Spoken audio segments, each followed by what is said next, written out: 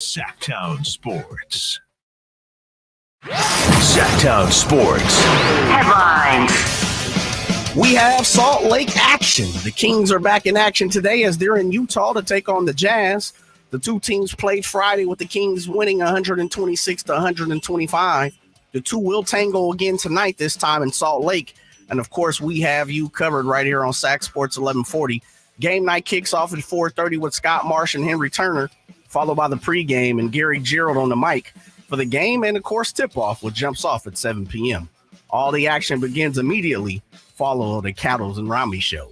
Shifting over to the NFL, the game between the Buffalo Bills and Cincinnati Bengals that was suspended Monday night after safety Damar Hamlin suffered cardiac arrest will not be resumed this week, the NFL announced Tuesday. The NFL said in a statement that the commissioner, Roger Goodell, informed teams that the game would not be resumed this week after consulting with both teams and NFL Players Association leadership. The league, however, has made no decision on resuming the game at a later date. Those are your Sac Sports 1140 headlines. I'm Jay Johnson. It's a new year, but the same cast. The Cattles and Ramie show comes your way right now.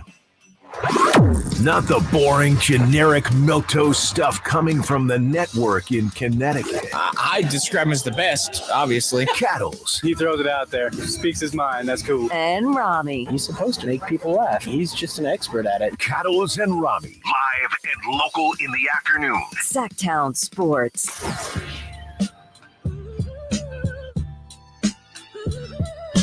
What's happening on a Tuesday? Thanks for joining us as always. It is much appreciated. Both of us actually back in the studio in a post-Christmas miracle. He's Ramie, I'm Cattle. And we'll get to the Kings in just a few minutes. But we have to start with the story in sports right now. And, of course, I'm talking about Damar Hamlin. And I have to imagine that most people, Ramie, if not everybody, listening to this show or watching us on YouTube, know what's going on with Damar Hamlin. Last night, Monday Night Football was going to be a huge game between the Bengals and the Bills. I think a lot of NFL fans were looking forward to the game. Joe Burrow, Josh Allen. It was a great start to the game, 7-3. And then Damar Hamlin, a defensive back of the Buffalo Bills, goes to make a tackle on T. Higgins, wide receiver from Cincinnati, and he falls. He goes down, he gets back up wobbly, and then he falls straight back. And it certainly looked like he had lost consciousness. Now, I think, I don't want to speak for you, Ramie, but I think most of us, if not all of us, when we see something like that, a player wobbling and then kind of losing balance, our first thought is concussion. Mm-hmm. Something went wrong. We saw it with Tua earlier in the year. We've seen it with other guys. And we tend to see that and we say, concussion. Hopefully, he's okay. Everything will be fine. And you would expect after the commercial break that they took, that the return would be everybody back on the field. And here we go. There's Damar Hamlin on the sidelines being looked at by the consultants. Well, that didn't happen this time. And it was rather obvious quickly when they came back from break, just looking at the reaction from the players. Stephon Diggs crying, Tre'Davious White crying, Josh Allen, hands over his mouth, looked like he had tears in his eyes. Right away, you knew something was not right, not good. Mm-hmm. And we find out that Hamlin ends up having a heart attack on the field. He got hit, he got back up, and then his heart stopped, and he dropped. And thankfully, I will say this before we get into anything else. Thankfully, there were first responders close by. Thankfully, the NFL has an ambulance and has medical staff there in case something like that happens, because this was a situation where he needed immediate care. I think it was Adam Schefter I saw this morning who said that this scenario is actually rehearsed. The same way that teams and players go out and practice for games during the week, these emergency medical teams and the people who restarted his heart and saved his life, they literally practice this stuff at each NFL site, where they're going to stand, how they get out to the field, what they got to do, how they get this person into a care facility, a hospital, or whatever the case might be as quickly as possible. It's practiced and rehearsed over and over and over again. And it's a well-oiled machine. And thank God that it is after what we saw last night. And I don't think that it's inaccurate to say, given the situation and what happened, if it wasn't for that quick response and that team being there, the likelihood is that Damar Hamlin would have passed away on the football field last night. That would have been it. And I think, again, watching it and looking at his teammates and looking at Cincinnati as well, you could tell the desperation and you knew the urgency in the moment. And thankfully, that wasn't the case. Now, what we've heard so far, not much has changed today. Hamlin spent the night in ICU. He remains in ICU. He is in critical condition. And everybody is obviously hoping for the best, and everybody hopes that he turns this thing around. We have seen a silver lining where, there are more good people than bad people in this world, and that's proven by what's going on with the GoFundMe page with the foundation that Hamlin had created recently, where upwards of almost $5 million the last time I saw. Yeah. And the goal was like 2,500. So that was the silver lining of good. There are, circles of prayer happening at the hospital and in Buffalo. So it's a very, very serious situation. And both of us obviously hope that Hamlin turns the corner physically and gets out of critical condition. He's a 24-year-old man, above and beyond a football player. But I do want to ask you, Ramie, because I have my thoughts on this. How did you think the NFL handled things? Not the medical situation. Again, fantastic job, perfect, much needed, well done. First responders, again, saviors. But how do you think the NFL handled it last night as we all kind of sat around and just watched and waited for this thing to get canceled? And my whole experience of it, Nick, was I'll in full disclosure, I wasn't watching when it happened. The scene that you described of him taking the hit and falling to the ground, I still haven't seen that. I think all the networks have taken the approach of, we're not going to replay this. Yeah. And I wasn't watching the game live. My buddy texted me, and we throw around language like this, and we maybe should stop after yesterday. My buddy texted me. He was like, hey, are you watching Monday Night Football? This safety for the Bills might have actually died on the field. Yeah. And you hear stuff like that, and we say stuff like that after a big hit. You know what I mean? Oh, he might be almost jokingly, oh, he might be dead. And I was like, shut up, dude. And he was like, no, seriously. And my girlfriend was on social media at the time. She saw it. So I turned on the game and I saw everybody standing around in shock afterwards. And honestly, I don't want to see it. I don't need to see that moment where he falls to the ground and what you described, Nick. But once it was a waiting game, I think once we all saw that this was a life-threatening situation, there was no thought in my head of going back to playing football. You know what I mean? Yeah. Like I said, we might even in the right circles, in the right place, right time, right context, we might even, and NFL players might even joke around about certain types of injuries. We've been so desensitized to it. Ryan Clark said a guy goes down in practice, you move the field down 10 yards and you keep practice going. That's we've almost been conditioned to be desensitized to certain types of injuries in the NFL. Right. But once you realize this was a life-threatening thing, I think none of us were like, oh, okay, well, when do they start playing football again? You know what I mean? Yeah. And when I heard Joe Buck say that they were given 5 minutes to warm up, I was like, what? Warm up? So they're gonna start playing football again? Yeah. I think there's been people out there, and I've seen some of these tweets that have worked within the NFL, and I do a podcast with Greg Bedard, and Greg was kind of with this line of thinking that, there's a lot going on. There's a lot going on. These things take time. You got to go through logistics. You got to do this. You got to do that. I did not think there was any excuse for the NFL to take 71 minutes to officially announce that this game was canceled. Now, they got there, fortunately, right? They got there. The right thing was done. But I found it strange, and I found it, inhumane almost, that we had to sit around for 71 minutes and wait. Look, the NFL knew what happened last night. The NFL knew what happened right away. They are communicating with those on the field. Right. They are talking to the officials that are on the field.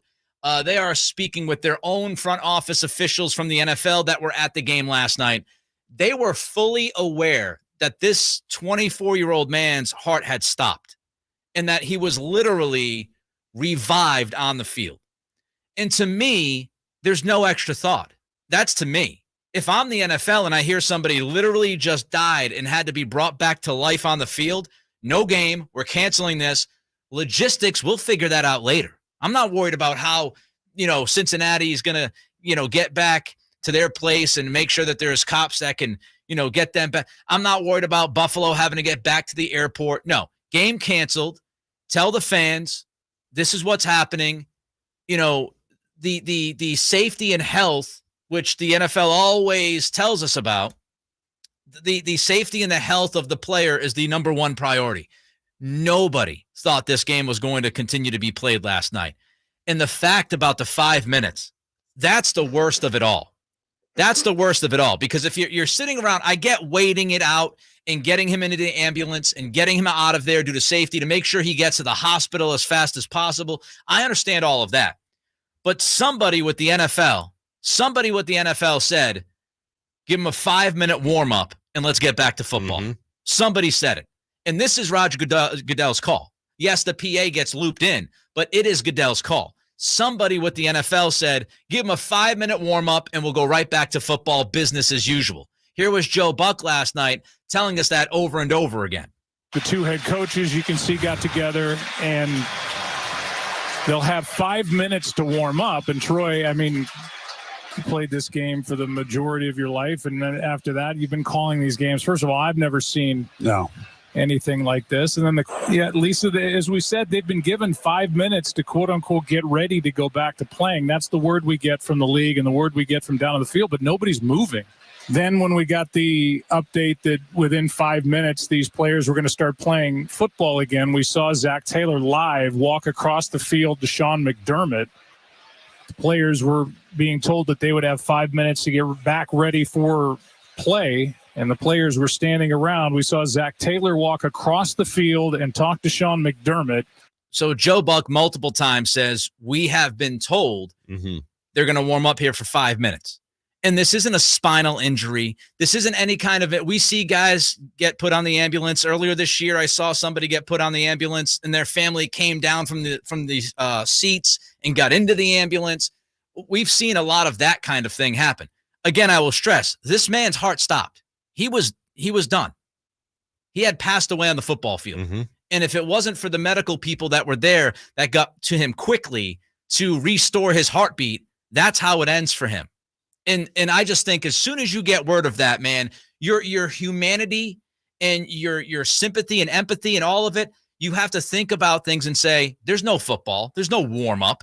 Everybody just take a breath and let this happen. Get this man to a hospital and we'll figure out the logistics and all this other stuff afterwards. How would they ever expect especially the Bills players, but players from either team to go out there and have their head in a football game after having seen after having witnessed what they just did?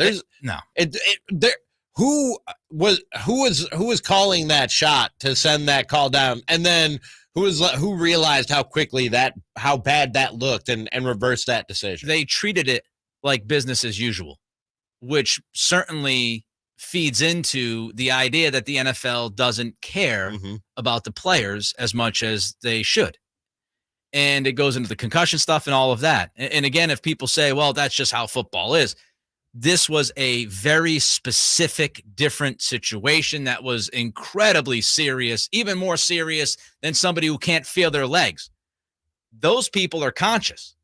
This guy, again, his heart stopped. His heart stopped on the field. And what's even worse, Ramie, what was even worse was last night, Troy Vincent gets on a conference call and he says, oh, no, we didn't give the directive for the 5 minute warm up. Pretty much we didn't give the code red, right? In this case, we didn't say that. We didn't do that. And I'm glad that Joe Buck came out and spoke with the New York Post and said, no, we went with what we were told. Joe Buck's not going rogue, folks. No. He ain't going off script. Last night, he intentionally did not say a lot because of the moment. He's not going to all of a sudden cook up this 5 minute warm up story. And then ESPN, I give them credit because ESPN came out today, and here's their statement. There was constant communication in real time between ESPN and league and game officials. As a result of that, we reported what we were told in the moment and immediately updated fans as new information was learned. All night long, we refrained from speculation. ipso facto, the NFL is full The of it. NFL told them to say what was said on TV. No doubt about it. Or at least that's the information they were given. All right, we want your thoughts on this if you have them. 916-339-1140 is the text line, of course. 1-800-920-1140 is the phone number. Phone lines are open. Your thoughts on what we saw last night, Damar Hamlin and that situation. We'll get your reaction to that. Also, how have the Kings fared against good teams, and does that matter? We'll discuss in 90 seconds. The only place you'll find De'Aaron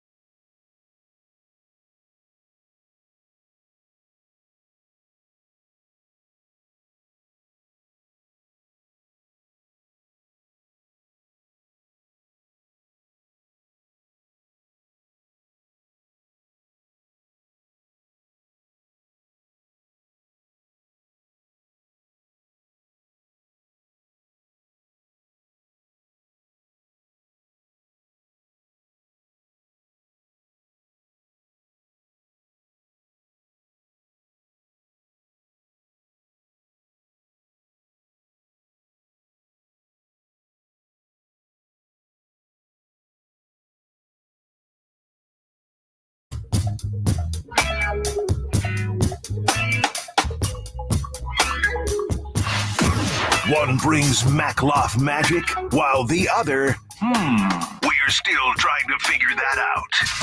Kettles and Ramie. Sactown Sports.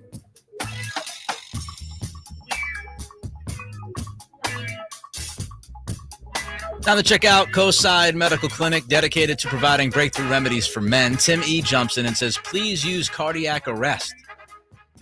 As far as is known, he had an electrical cardiac arrhythmia. Heart attack is used to describe heart muscle problem. I'll take your word for it. I am not a doctor. Cardiac arrest, whichever, heart stopping and then restored. That's what happened last night with Damar Hamlin, the 24-year-old defensive back for the Buffalo Bills. And we're getting your thoughts on what happened last night, how the NFL handled it. We will get to the Kings in a minute. I do want to tell you that Keegan Murray actually won the Western Conference Rookie of the Month today. So that was great news for the Kings. He averaged 13-4 this past month. He shot 46%, 46.4% from three-point land. So 46% from the field, 46.5% from three. So congratulations to Keegan. But back to this Damar Hamlin story, Ramie, before we get to how the Kings have fared against teams that are 500 or better and whether or not that record matters to you. I had a comparison today during a podcast I do with Greg Bedard, and Greg brought up I don't know how many people remember this, but the Kansas City Chiefs player who took his own life in the parking lot. Remember that? And that was in front of a couple of people there. Scott Pioli was there. I believe Romeo Crennel was there at the time, the defensive coach. And the fact that Kansas City ended up playing like the next day, because people are asking us, Mike Shamhart asking us, do you think the NFL will move forward with Week 18? Look, the NFL is saying that the Bills-Bengals game, as JJ has updated you on, that game is not going to resume this week. Not this week, no. I find it very hard to believe that the Buffalo Bills are going to play this weekend. Now, maybe they will. I would think if they are going to play a Week 18 game, it will be moved to either Monday or Tuesday, similar to how the league handled some of those COVID games from a couple of years ago, where they had to, push some games to Tuesday night. That's what I would think. I think it would depend. I think if we find out late tonight or tomorrow, Damar Hamlin is in stable condition and everything is pointing in the right direction, I think the NFL maybe just goes business as usual and the Bills play this Sunday. Here's why I hope they don't do that, because the mental toll is the mental toll. And no matter what the condition of Hamlin is, the players saw what they saw. Yeah. They heard what they heard. And that was my pushback on the Kansas City Chiefs comparison, is that players were not there to see their teammate take his own life. The teammates were there watching Damar Hamlin not breathe. They saw their teammate for however long it was, no longer with us. Mm-hmm. And that moment, it's you can compartmentalize certain things, but when you are there and you see it, it's much more difficult to compartmentalize. Those nightmares are much more graphic. Your memory is much more difficult to just erase on a whim when you see it. Yeah.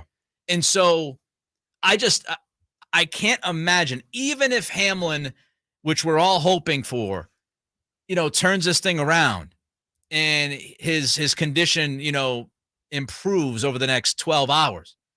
I just can't imagine anybody in Buffalo saying, hey, all right, get your playbooks ready. Come on into the facility. And then that backs up everything. So now the Bills, football-wise, are backed up, and the Patriots have an advantage because the Patriots have not dealt with this situation. I don't think you can rush them back to the practice field, give them 1 day to practice and say, here we go. I think they have to push it back at least until Monday, if not Tuesday. I don't know. We'll see. I don't know about you. And you're right. What's going on with his charity where he was raising money to buy toys for kids in his hometown. He had a $2,500 goal for it, and it's up to, like you said, $5 million.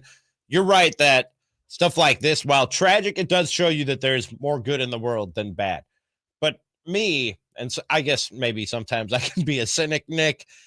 Last night, while the waiting game was going on, I was on Twitter going, okay, who's going to have the bad take? I was just waiting. Oh, yeah. I was just waiting for the bad take. And who better than Skip Bayless, who tweeted out, no doubt the NFL this is while this man is still on the field. They're still working on getting him off the field and getting him into medical care in some kind of stable condition. Skip Bayless tweets out, no doubt the NFL is considering postponing the rest of this game, but how? This late in the season, a game of this magnitude is crucial to the regular season outcome, which suddenly seems so irrelevant. He almost seems to realize at the end how dumb and cold and heartless he sounds when he says, which suddenly seems so irrelevant. So why'd you tweet that, dude? Yeah. Why'd you tweet that in the first place? It does bring out the best in most people, Nick. It also brings out the worst in the worst people like Skip Bayless and whoever in the NFL office was actually considering restarting that football game yesterday. Look, we'll table the Kings talk until a few minutes from now because it just doesn't feel right switching to Kings after spending more time on this. But you're right. I mean, look, everybody knows that there are going to be a number of people on Twitter or elsewhere that are going to show themselves. And I don't even want to waste too much of my thought process on Skip Bayless. I tweeted last night, at Nick C Radio. I did not include his name because I didn't think he deserved to have his name included. But, getting paid millions of dollars by Fox Sports to spew some of the stuff and to be just incredibly irresponsible. And I loved that Shannon Sharp said, I'm not doing the show with him today. And reports are that relationship is not good. Mm-hmm. And I would not be surprised. If I were Sharp, I wouldn't want to work with him again, honestly. So we'll see what happens with Skip Bayless. But, yes, there is the toxicity, and there are people out there that just wanted to kind of treat this as business as usual. And I think when we go about the business like that, it's so harmful in so many different ways. And we have to remember, again, this wasn't a torn ACL. This wasn't even a spinal injury. This is something that we haven't seen happen on an NFL field, I think, since like the 70s. I think a Lions player passed away on the field at sometime in the 70s. So we haven't seen this in, 50 years. And I just feel like saying, oh, well, the NFL had to figure out logistics and they had to do this. They had to look, man, you got to be human. And I know big business makes money, but you got to be human. And you're going to ask to even entertain the idea of telling the teams, warm up a little bit, see if you can get the blood going after they just witnessed what they witnessed is heartless. You don't need protocols. You don't need a plan. You don't need a CBA to be a human being and say, these guys are not playing tonight. We're canceling the game. If you have any questions, we'll answer your questions within the next few days. Nobody, no, at least I hope, I don't think anybody was like, yeah, but what's going to happen with this football game? I don't think anybody would have gone back to the NFL and said, yeah, but when are the Bills and Bengals going to play? Like, everybody understood what was going on. And at that moment, cancel the game, figure out stuff later. Yeah. So we'll see. We'll see what happens. Again, we can only hope and pray if you are a religious person, if you are a faithful person, that Damar Hamlin improves and his condition improves over the next 12 to 24 hours. I would say it's a pretty important time to see that happen. So let's hope. And for those who take part, pray that this guy, 24 years old, who seemingly, from people that know him, is a really good dude, really solid guy, hopefully he turns this thing around. All right, now, coming up, we will talk about how the Kings have fared against good teams this year and whether or not that matters. I'm Dr. Stork. Why give your family just ordinary eggs when they can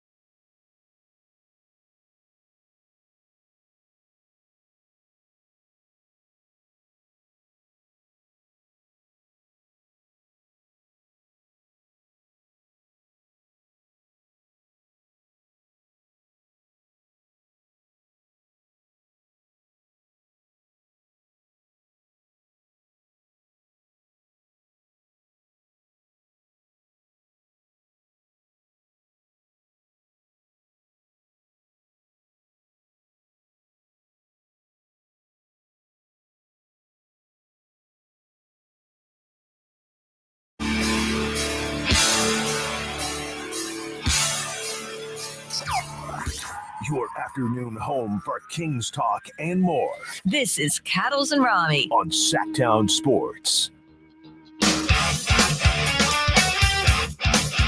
Ramie thought this was Triple H's theme music. At the very Yes. beginning, it sounded just like it, doesn't it? Actually, it sounds more like Stone Cold's theme music because they kind of stole it.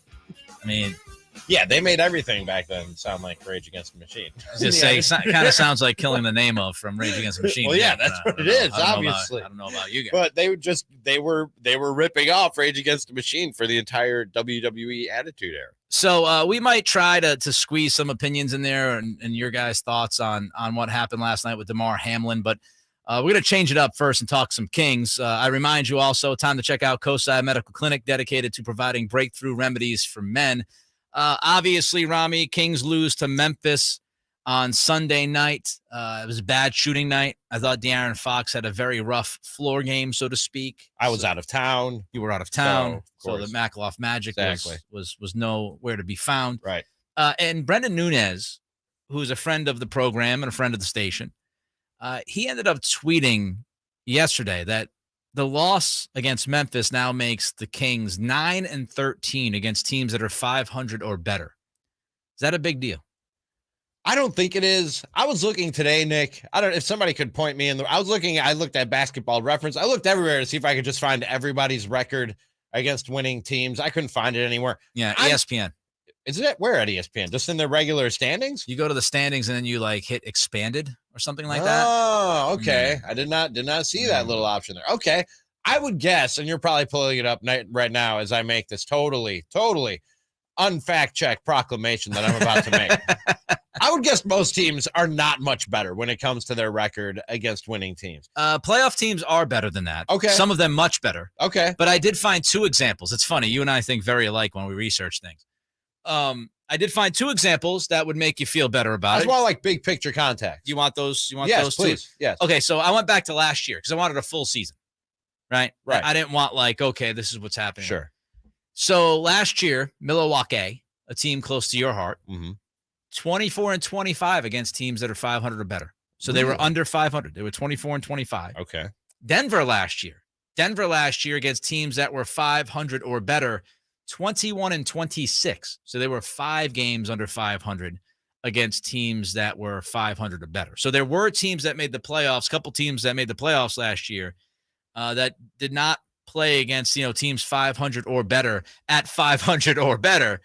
But the vast majority of the teams that made the playoffs last year, they did have a winning record against those kinds of teams. Mm-hmm.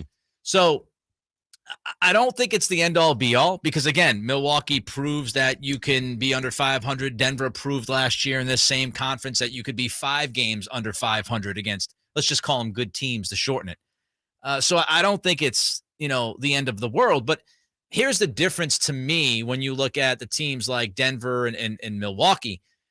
It is the Kings and the expectations around the Kings. Like the more apt comparison, I think, that you look at should be teams that were hovering around 500 last year, because that's where we kind of expected the Kings to be. That was going to kind of be my second point. Even if that's not the case, with my totally unfact check proclamation, even if a lot of teams are better against winning teams, look, man, I'm not getting, although it may seem like it at times, I'm not getting too far ahead of myself as far as who these Kings are and where they are in their development and building towards something. It's moving in the right direction. It's definitely moving in the right direction. And as far as from an entertainment standpoint, off the charts. They're one of the most entertaining teams I don't want to say in the NBA, but probably one of the more entertaining teams in the NBA right now. But there's still not a team that I expect to go out there and put up a great record against winning teams. You know what I mean? But the first step, I've always thought the first step in building credibility and building towards something is take care of business when you're supposed to take care of business. And they've been doing that. So I wasn't really all that surprised, disappointed when you pointed out that number to us of their record against winning teams. It's not, I don't think it's that big of a deal. Back to Kings in a second. Just want to let you know we'll speak to Jeff Howe in the 4 o'clock hour. And, of course, all guests come to you from the Folsom Lake Honda Hotline. Folsom Lake Honda, your one-stop Honda shop. He's Ramie. I'm Cattles.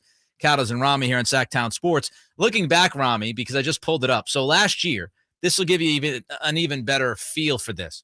So last year, teams 7 through 10, once I think this is post-play-in. Mm-hmm. You had Minnesota, New Orleans, the Clippers, and San Antonio. Those were your 7 through 10 teams, okay? Looking at those teams' records against good teams, 500 and above. The T-Wolves, they finished the year 10 games above 500 on the season, 46 and 36. Against good teams, 20 and 27. The Pelicans made that late charge, right? They finished 36 and 46. And I said this year I thought the Kings would win 37 games. Mm-hmm. Pelicans last year, 36 and 46. They snuck into the playoffs or the play-in, and they were 17 and 34 against good teams. The Clippers, who were 2 games above 500 last year, 42 wins last year. The Clippers against good teams, 19 and 28. So when you look at, teams that are going to be hovering around 500 in the Western Conference, none of those teams had winning records against good teams. And most of them had pretty bad records. I mean, 17 and 34 for the Pelicans, 19 and 28 for the Clippers, 13 and 36 for the Spurs. So it goes in line with that. If you want the Kings to take that next step and be a lock, quote unquote, for a top 4 or 5 seed, then yes, you need to have near 500, maybe a clip better against these good teams. But if we're being realistic and we say, hey, if they win 40 games this year, then you feel pretty good about, but also, maybe being a couple games under 500. When you look at the standings, Nick, and how many teams are just hovering right around 500, they might have a bunch of games against teams that are under 500 before all is said and done. You know what I mean? Which we'll get to, because I read something today that they have one of the 5 easiest schedules the remaining of the year, which is good news. And it makes sense when you look at how it started and who was on the slate to begin with. Up until this point, and this depends on, who's doing the research and what, but I saw that up until this point, I think it was Wilsey on Twitter, but somebody tweeted it out, that the Kings have played the 7th hardest schedule in the league. So they've played the 7th hardest up to this point. If you look at the rest of their season, they will play a top 5 easy schedule. So you would think that it would swing. And you're right, Ramie. Really, to me, and I've said this from the beginning of the season, win the winnables, right, is what I like to say. Yep. And they're 10 and 3 against teams that are 500 and below. So they're beating the teams they should beat. You're going to lose a couple of them. They're going to frustrate you, but they are beating the teams that they need to beat. And I would also say that they're 8 and 9 on the road, which is good. If you can hover around 500 on the road, it means you got a mentally tough team and a team that's competing. So I would not be too worried right now about the Kings' record against teams that are 500 or better. Right now, there are 6 teams in the West that are under 500, and you have the Blazers, Suns, and Warriors all hovering right around 500. There you go. So there are a lot of those teams out there that look beatable right now. Can't miss dumbfounding audio from an NFL head coach. We have a special They Said What coming up next. California's largest sportsman's expo is back.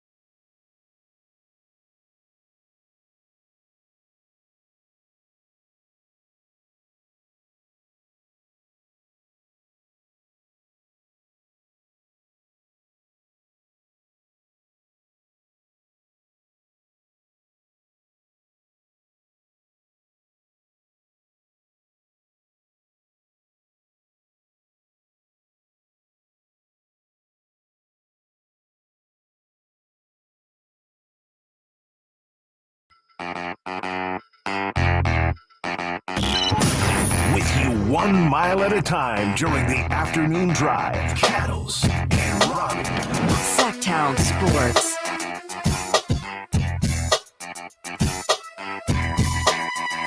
All right, so we'll get to They Said What in a minute. This is something we do usually Tuesdays at 4:45, but since we are cut short today with the Kings in Utah, we're going to do it today at 3:45 because, frankly, we have too much good sound to not do this segment this week. Utah Central Time Zone, huh? Is it Central Time Zone? I get confused by Utah. Mountain time.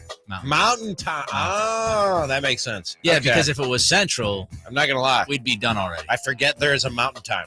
It would have been I 3:30. forget that I sometimes. think most people do, Ramie. Yeah. Wow, look at you guys, huh? Just I remember just when they're in Denver and Utah. wiping them off, huh?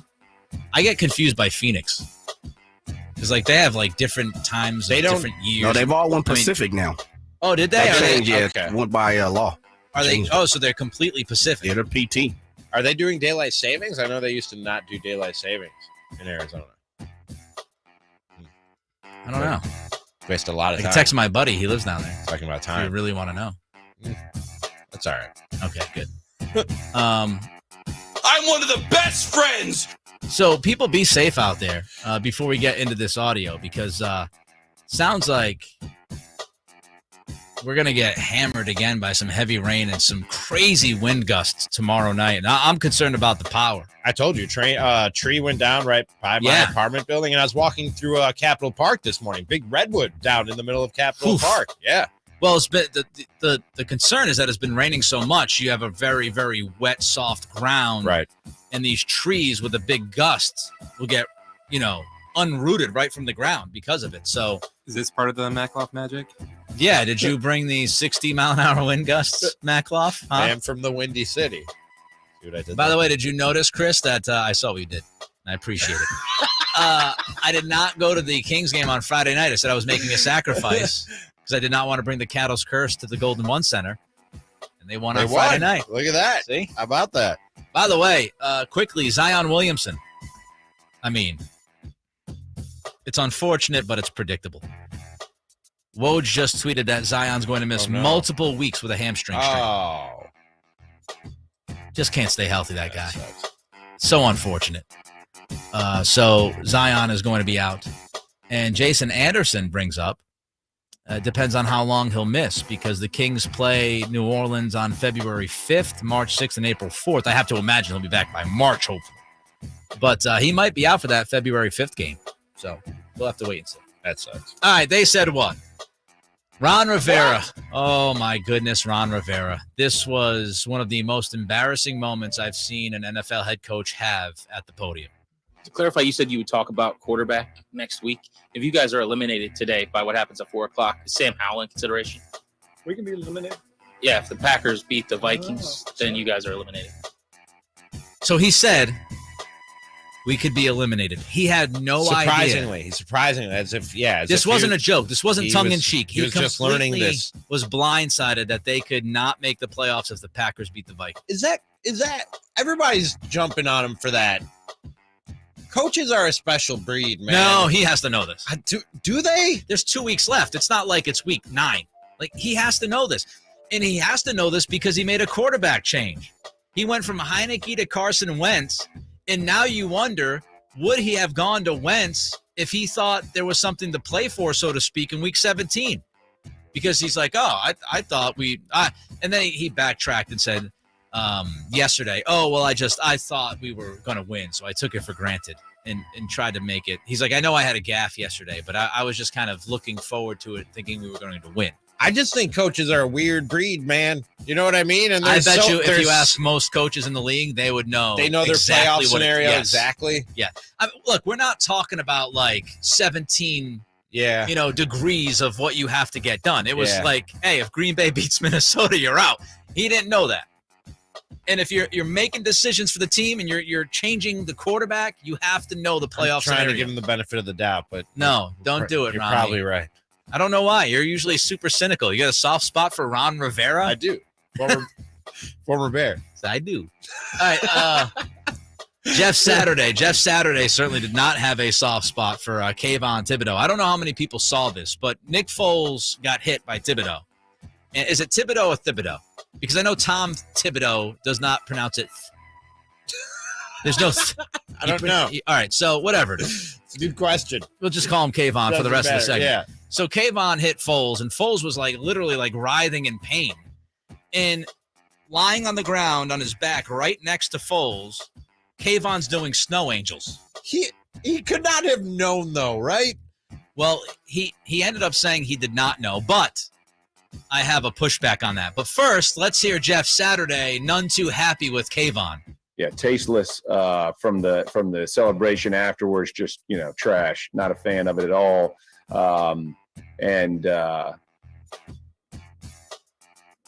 Disappointed from the O-line perspective, and for teammates in general. We protect our own, man. Y'all know me, man. I've been here a long time, so I'm just going to tread lightly. Obviously, I didn't like it at all. And that's where I'll leave it. So he was not happy about Kayvon doing what he did, and he was especially not happy that none of the teammates of Nick Foles got over there and maybe dropped the Macho Man elbow on, well, maybe it'd be better The Rock. The people's elbow. Because Macho went off the top rope. But so here's the pushback, Ramie, because I was like you. I was like, well, he doesn't know, right? He makes the hit. He's not looking over. There's no way you're doing doing snow angels next to a guy who's writhing in pain. But here's the bad thing. He then went to the sidelines and was doing the Steph Curry, go to sleep thing. Okay, that's a bad look. That's a bad look right there. That's what that is. So, now was this some, Twice now I've tried to give guys benefit of the doubt. Again, you're better being a cynic, man. Now, maybe it was the timing of the video. I don't know. Maybe Kayvon was saying we're putting the team I didn't to see sleep. that part. That's a bad look if that's what happened. Yeah, because I thought the same thing as you. And then somebody tweeted out, quote tweeted a video and said, well, I was going to give him benefit of the doubt until I saw this. And when you see it, not great. Moving on. The Jets had a really, really tough loss over the weekend, which eliminated them from playoffs contention. And here was Tyler Conklin, Jet, his reaction to it.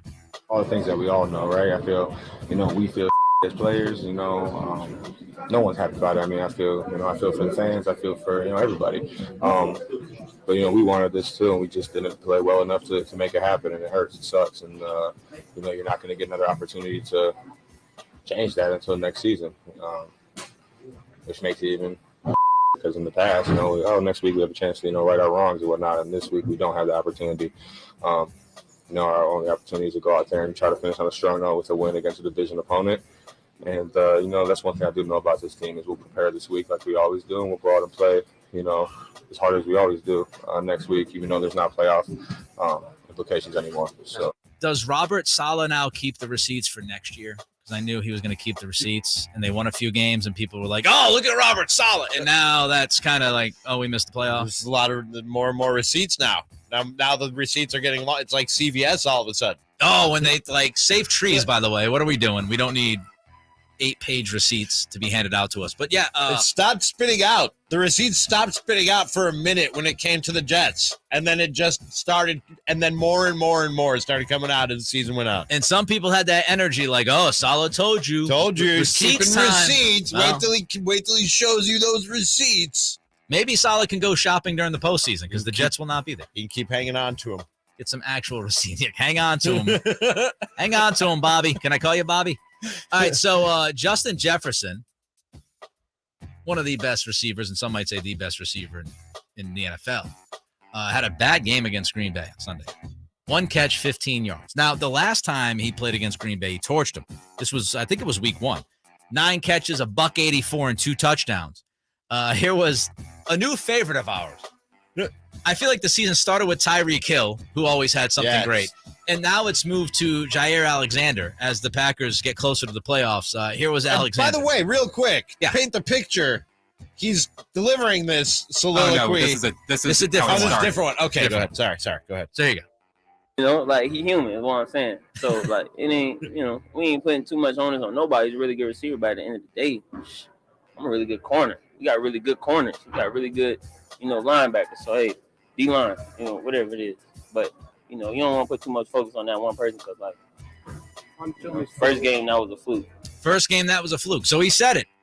And then they go out there, and it looked like the first game was absolutely a fluke the way the second game went. Now, Ramie, Jair had more to say in the postgame. And this time, as Ramie was going to share with you, he was wearing one of those big hats. I want one of these. Yeah. They're so ridiculous. They look like cartoon hats. Yes. And who was it from the Brian Robinson, wasn't the Washington Commanders? Yeah, Brian Robinson. Yeah. He said his buddy started a big hat company. And apparently guys around the NFL got in touch with Brian Robinson and his buddy with the big hat company. So he's delivering this soliloquy right here while wearing the big hat. And tell Shannon Sharp and Skip Bayless they need to, watch what they say when they talk about me. You feel me? They need to watch what they put out talking about he a good corner, great corner. You feel me? He's talking about he's a good corner. I'm a great corner. Put some respect on my name. With this hat on my head. While wearing the giant cartoon hat.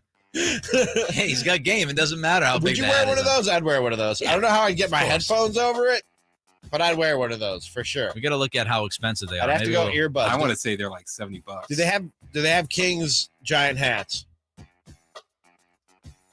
And if they do, can we get them comped? I can't answer that question at 4:30. Okay. Inside joke. Good to know.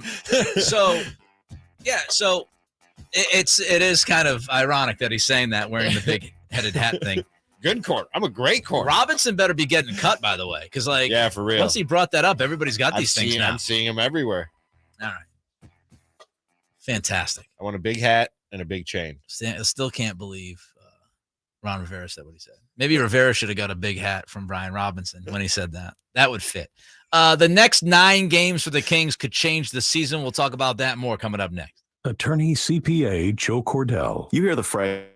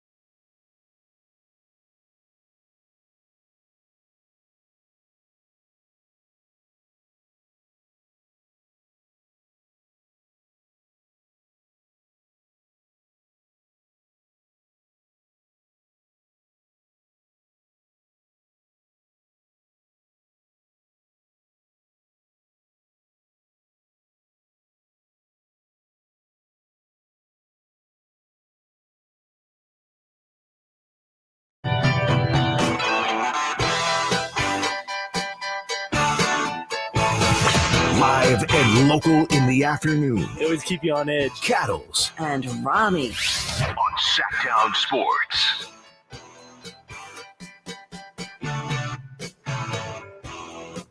All right, so we got a big stretch for the Kings coming up over the next 9 games. We'll get to that in a minute. But we start this second hour for those just joining us with the story of the day. And obviously the story of the day is 24-year-old Damar Hamlin, the Buffalo Bills defensive back, who was hit last night by T. Higgins and ended up standing up after getting hit, wobbled a little bit, fell back down. As we know now, he suffered cardiac arrest. His heartbeat was restored on the field, and he has been in the ICU since last night. I just saw a tweet from one Josh Reed, who is the WIVB sports director. He is also an Emmy winner. And he tweeted out that he just spoke with Hamlin's uncle. And Damar was originally on 100% oxygen and is now down to 50%. Says the family is hanging in there. He thanked Bills fans, Bengals fans, and asked for continued prayers. So that's the first sliver of some positive news that we have seen about Damar Hamlin's health situation since what happened last night. That he was using 100% oxygen, so he could not breathe on his own at all. And that has now dropped to 50, which is good, which means he is able to at least supply 50% of his own oxygen. So that's a good sliver of news. Again, by no means out of the woods. Let's just keep thinking of him, and hopefully he continues to improve. But that's some decent news from his uncle. Meanwhile, Ramie, the Bengals Bills, they will not resume play this week. That game is, for all intents and purposes, over for right now. And that's because depending on what happens in the NFL this weekend, that game might not matter. Right. So I think the NFL, I was talking with my friend Greg Bedard today, who's covered the league for a long time. And, he has friends in the league and all of that. And he said that his guess would be that they would push this Bengals-Bills game off, and that's before they announced they were doing so. Play the games this weekend if that's what they decide to do. And then if they have to play the Bengals-Bills game, then they would go back and resume that game and then figure out the seedings from there. And then you would probably kick the playoffs back 1 week, and that would get rid of the Pro Bowl week or whatever and just blow through that. That would make the most sense. Once they finally made what seemed like the common sense call to you and me last night of postponing that game, and you look at the implications of it as far as the postseason, because listen, man, at some point the NFL was going to have to get back to the business of the NFL. You know what I mean? And I think once you had him in the right hands, and obviously, as we talked about in the first hour, nobody was in a state of mind to play last night. Once last night passes and you have him in the right hands and in the right medical care, the NFL does have to turn their attention to, okay, how do we conduct business from here on out? You know what I mean? Any business would have to consider that and have to eventually turn their attention to that. Nick, if something happened to one of us during the show, we'd probably cancel the show for that day, but the next day they'd start talking about, all right, what do we do with Cattles and Ramie until Cattles or Ramie is on their feet again and ready to come back to work? That's right. The globe keeps spinning, man. You know what I mean? Right. And once he was in good care and I started thinking about, okay, how do they get back to business and what's the next step here? That made sense to me. That with last night, as it stands now, having no postseason implications, you don't have to get back to playing this game anytime soon.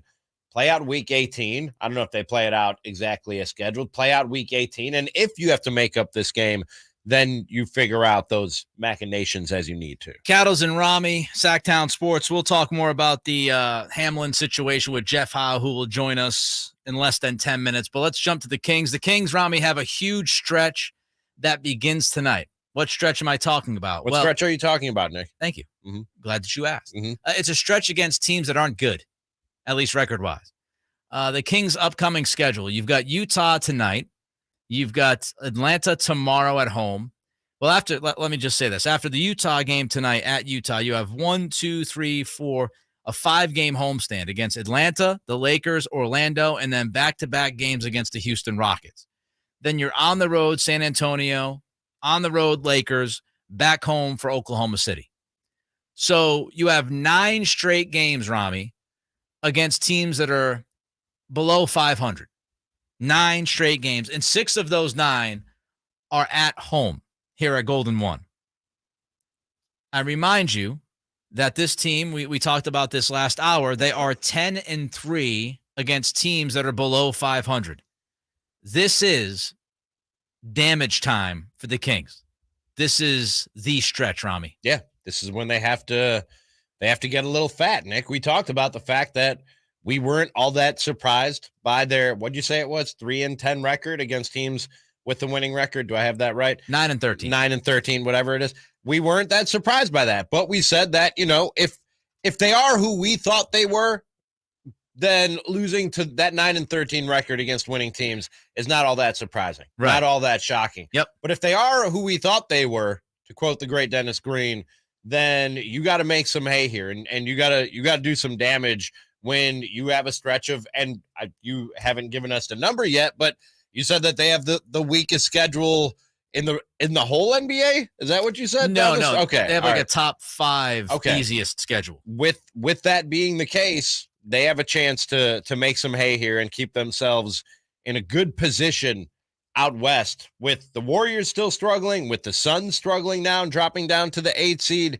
They have a chance to really put themselves in a good spot these next 6 games, and they have to take advantage of that. This is a gigantic opportunity for them, and that's not hyperbolic whatsoever. This is a ginormous opportunity for this team to gain some separation. If you go 7-2, how many Western Conference teams are going to go 7-2 over the next 9?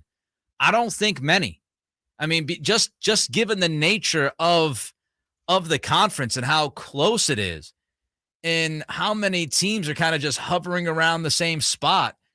If you go 7-2, that gives you, it should give you some really, really good, significant separation from those teams who are going to be, 5th seed, 6th seed, 7th seed, 8th seed. And when you have this kind of a stretch, as Ramie puts it, you got to get fat. You got to give yourself this chance. If you look at last year, 2 games separated the 6th and 7th seeds. 2 games were the difference between you getting into the playoffs or having to play a play-in game. 2 games. If you don't take care of business against this, I don't want to say easy schedule, because I don't think it's as easy as just saying, oh, those teams are under 500, right? Like, I think Utah is not going to be easy to just go out there and beat. Orlando's played much better after the first month of the season or so. True. LeBron's playing out of his mind right now. The Lakers are not a super easy out, but these are teams you should beat. If you're a good team, and we think the Kings are a good team, you should win the vast majority of these next 9 games, especially given that 6 of them are at Golden One. I know you're talking about the next 9, but Nick, let's just take a smaller snapshot. If they win these next 3, we'll be at the halfway point of this season, and the Kings will be on pace to win 50 games. Yeah. If they can just win the next 3 games, they'll be 25-16 at the halfway point of this season and on pace to win 50 games, and with the toughest part of their schedule already out of the way, and a top 5 easiest schedule in terms of win percentage down the back half of the schedule here. You want to give yourself... That's amazing. You want to give yourself a little bit of a safety net, right? Like, right now, you're relatively healthy. I know Domas has his injury, but Domas is looking like Domas with the injury. He looks like pretty much the same guy. So, tough second half against Steven Adams, but Steven Adams is really a difficult dude to deal with. But, when you look at it, you're relatively healthy. 6 of the 9 games are at home, and these teams are all beatable. If you're good, you should beat most of these teams. And so if you walk out of these 9 games with like a 5-4 or 4-5 record, at the end of the year, you're going to look back and say that 9-game stretch was likely the difference between us maybe being a top 5 seed or so and playing for the play-in. So this stretch is huge. It's absolutely huge. I remind all of you, it is 4:13 on this Tuesday. Time check brought to you by West Coast Men's Health Acoustic Wave Therapy. NFL insider Jeff Howe joins us in 90 seconds. The only place you'll find Harrison Barnes.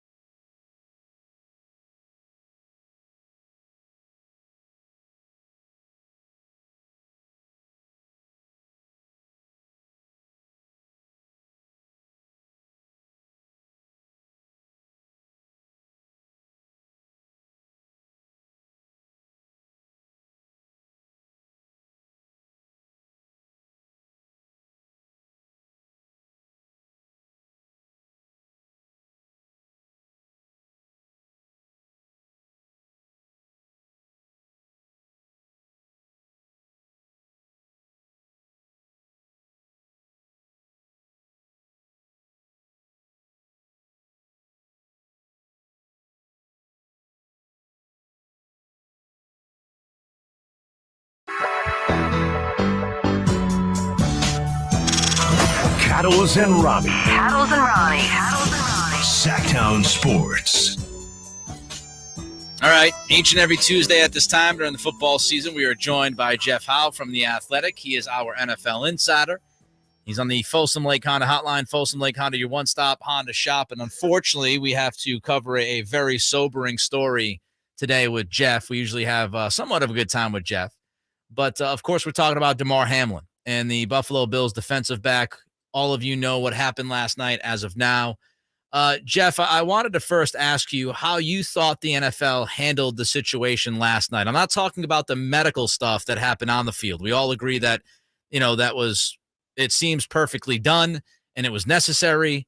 But your thoughts about the NFL handling the game and waiting, I think it was 71 minutes to announce that it was going to be canceled.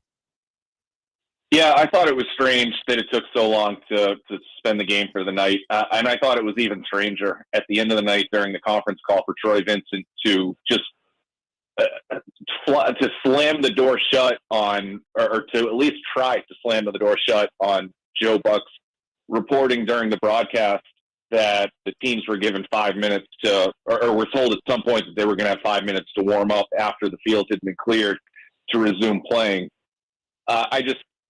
The logic behind that didn't really make a whole lot of sense. And, but I think beyond that, there was some real leadership shown by Zach Taylor and Sean McDermott in taking control of that situation, getting their guys into the locker room, having them have the opportunity to reset and do what they ultimately believed was make a decision that they ultimately believed was the right one for the night. And the teams, the players, the coaches in separate locker rooms, of course, came together uniformly and decided that they were not going to play again last night.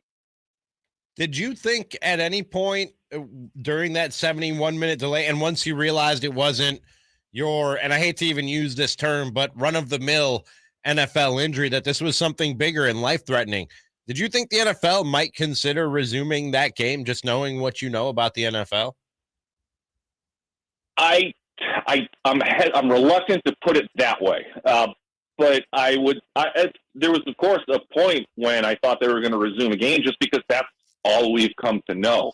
And you look back at the Tua concussion back in was week 4 or whenever, that scary scene on Thursday Night Football, and they resumed playing. You think of all players who suffered severe or potentially severe neck injuries or back injuries and had to get taken away in a scary situation, and they resumed playing. So that's just what we were accustomed to seeing. And I think that's why, at least to an extent, you saw the scene where Joe Burrow was kind of warming back up, whether he was told to or just, that was the natural thing for him to do, or you saw Stephon Diggs try to fire his team up to have the energy to return to the field if that was going to be their course of action.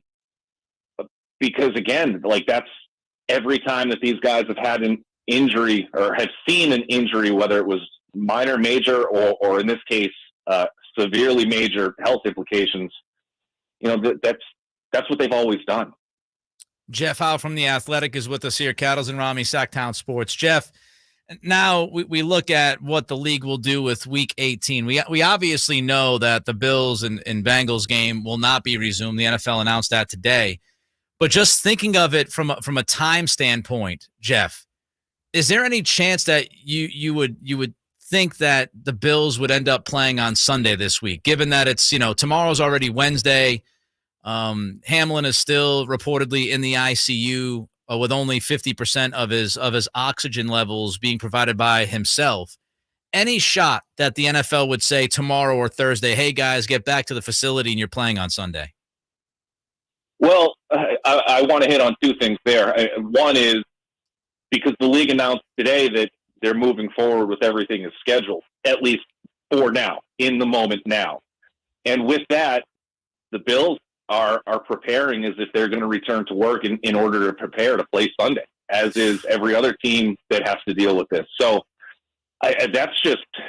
it's the unfortunate reality that the league has put everybody in while they've said that they have not adjusted the schedule for this weekend. The second thing I want to hit on is just more of an opinion and knowing, again, the gravity of the situation. We know what's important here. But since we are talking about the future of football and the schedule and stuff like that, I don't understand why they can't just postpone the entire schedule for a week. Just push everything back a week. If you want, you have the opportunity to play the Bills and the Bengals on Monday night and then kind of just carry it a week later. You've got the bye week before the Super Bowl. It's something that the league has done before, specifically after 9/11 under very different circumstances, not trying to compare the two. But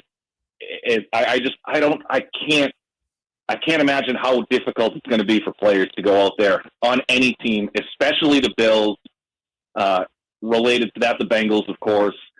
But this is going to be a hard weekend of football for a lot of people. Yeah, this doesn't just, I mean, when we throw around the term brotherhood a lot, but you look on social media and all around, not just the NFL world, but the sports world seems to be affected and shook by this happening on the stage that it did, Jeff, on Monday Night Football, of all places, where the whole country is watching, the whole football world is watching. Yeah, and it's a really good point. And I think a lot of people really got a peek behind the curtain with that. And, for me, being in locker rooms for as many years as I have been and getting to know, I don't know Damar, but I know people who have played with him, have played against him, have coached him. I know people who know him. But it doesn't have to be that. It's more about like, these guys are human beings. And when you're in the locker room every day, I'm not in the locker rooms every day now like I used to be when I specifically covered the Patriots, but you learn about these guys as humans. You learn about what's important to them away from the field, how they have families and kids, and how, they see their kids take their first steps just like anybody else would. Or, they get excited for their kids' first day of school just like any other father or parent would be. And they spend so much time at these facilities that, you mentioned the brotherhood, and I can see why that would sound like a cliche or just kind of a stock reference to the casual listener or whatever. But it really is. Like, these guys really are family. And they mean so much to each other. And to see how much they sacrifice to get themselves onto the field, sometimes whether it's the things that are, less important over the last 24 hours, like a high ankle sprain or whatever, they're doing it for each other. They're doing it for themselves. They're doing it because they've put themselves in position to realize a dream of playing in the NFL, of trying to play winning football for each other on Sundays. And that's why you saw the emotion that you saw on the field last night, whether it was from Josh Allen and his Bills teammates or, the guys on the other side and the Bengals, and, learning of, like, even the Bengals going back into their locker room and deciding, hey, we're not going to play tonight. Like, this isn't right. And the outpouring of support on social media, that's not for show. Like, these guys genuinely care about each other. And that's what you've been seeing for the last 24 hours. Great stuff, Jeff. As always, my man, appreciate you. And we'll talk to you next week. Appreciate you guys. Have a good night. You Thanks, too. Jeff. There goes Jeff Howe from The Athletic on the Folsom Lake Honda hotline. Folsom Lake Honda, your one-stop Honda shop. I was not going to ask him about the Derek Carr decision and some other stuff. We'll save that for next week. Frankly, it's not the time to switch gears and go all football there after speaking with Jeff about what we talked to him about. But it was, and right now, and Deion Dawkins, who was an offensive lineman for the Buffalo Bills, is on SportsCenter on ESPN, and they're showing the videos of the reaction last night on the field. And you don't see that reaction. I don't remember seeing that kind of reaction from any athlete in any sport. I mean, I'm sure you go back, there have been some people that have been paralyzed on the field. There have been some people paralyzed on the ice in college hockey and the NHL, and you see that. But last night was different, and not in a good way. Last night had all the gravity in the world to it, and I agree with Jeff. I think the NFL should err on the side of caution with this, and should, I just don't think it's the right thing to ask guys to go back out there and play this weekend. I honestly don't. I know that, could most of them get through it? Yes. But, if you can move it, then move it. If you can move the week, move the week. They've done it before. I honestly don't know how those guys are feeling. For some people, getting back to work and getting back to the day-to-day is the best thing for them from a mental standpoint, and not dwelling on it and being able to move forward or just have a distraction. I don't know, but I wouldn't be upset. You know what I mean? As an NFL fan, I wouldn't be upset if they moved everything back a week. I understand. Just do what's best for the players is what I would say in this situation. And I'm saying the majority of them. Thanks to JJ. Thanks to Chris. Great job. Ramie, good stuff. Thank you. Jazz, Kings coming up. We got all the pregame coverage for you. Recap tonight, YouTube. Ramie doing the recap. YouTube.com, Sactown Sports. Till tomorrow, Cattles and Ramie, Sactown Sports. Now hurry, go on to the altar. I know you ain't but remember what I taught you. Keep your heart 3 stacks. Keep your heart. Hey, keep your heart 3 stacks. Keep your heart.